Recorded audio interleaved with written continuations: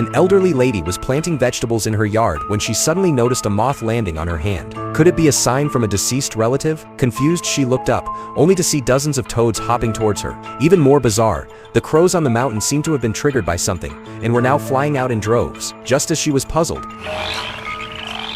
At the same time, an American soldier was encountering a terrifying event. He was resting with his dog in the mountains when the dog suddenly started barking wildly at something ahead. Kyle turned to look and saw thick white fog spreading through the forest. At that moment, the dog unexpectedly ignored his commands and ran into the mist. Kyle rushed to chase after it, but the dog's barking abruptly ceased without warning. It felt like something terrifying was lurking in the fog. Kyle slowly turned his head, only to see the dog's mutilated body. Terrified, Kyle ran frantically out of the forest and into the nearby town to report the incident. Something killed my dog. It killed my dog, and there was something in the mist. The police, hearing his incoherent ramblings, suspected he was drunk and thought he was just making up a story to spread panic. Kyle, unable to explain, noticed one of the officers reaching for his gun. We gotta get guns.